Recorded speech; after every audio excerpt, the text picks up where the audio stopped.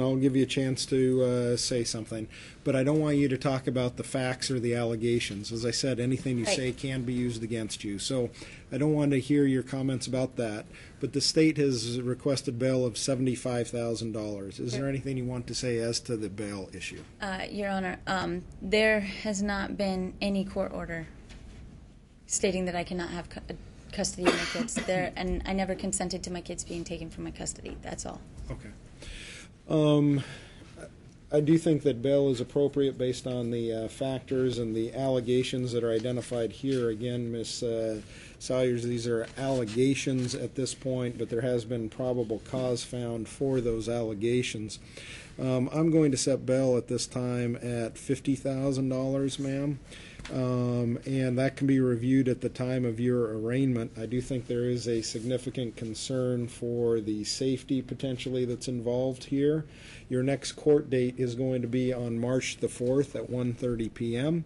Again, you qualify to have an attorney represent you, so you may want to think about that. One can be appointed for you at that March 4th date.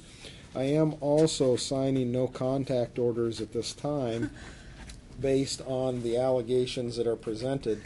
I'm going to review the terms of these briefly with you, ma'am, and you'll get copies of these as well. They relate to the three children, Malachi Petrenko, Moses Petrenko, and Ezra Petrenko.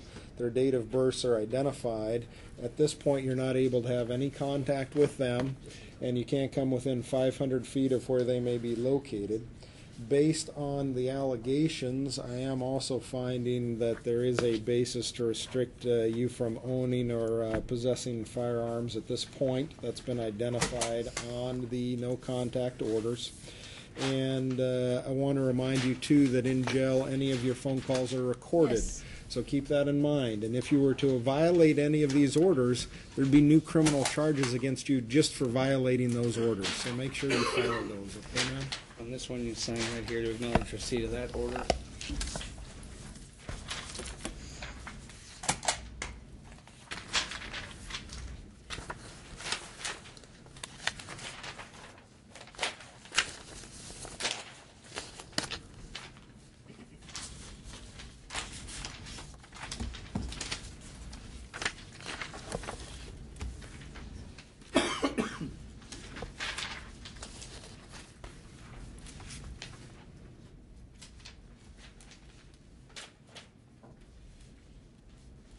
Ma'am, does your last name end with an S? Salyers? Yes. Okay.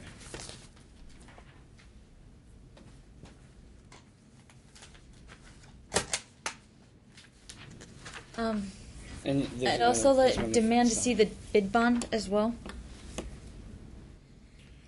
To see the She bond? has signed something related to the uniform, or to the UCC Article 1. So, and indicating she is signing under duress. Just note that she has been informed of the no contact order regardless of what she has indicated on the order itself.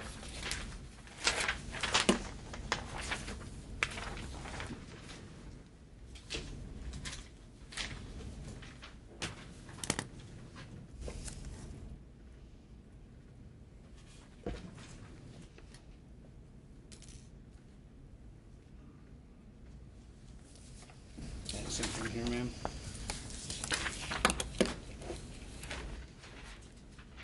On each order, it seems she's going to indicate, as she's written, that she's signing under duress. You'll note that regardless of any signature, if she refused to sign, it would still be a valid order of the court, and she's not to have contact with the children. And I'll affirm to you, ma'am, that by signing, it's not that you're agreeing to the terms of the order, but the order, as stated, is in effect. It has been ordered by me. Yes, that's and an as order. indicated, they have to be. I understand that this is actually an order. There was no order prior. Okay. I'd never have signed any documentation giving my rights over to my children to anybody.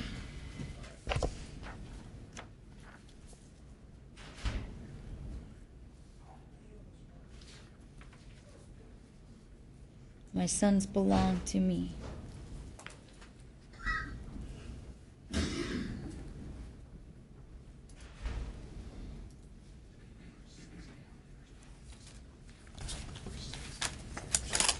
So you get copies of each of those as well, so you'll have those written These are the orders back also, ma'am. pages. These are the front pages. I mentioned the next court date is March the 4th at Yes. 1:30. Thank you. Thank you. You have a nice day.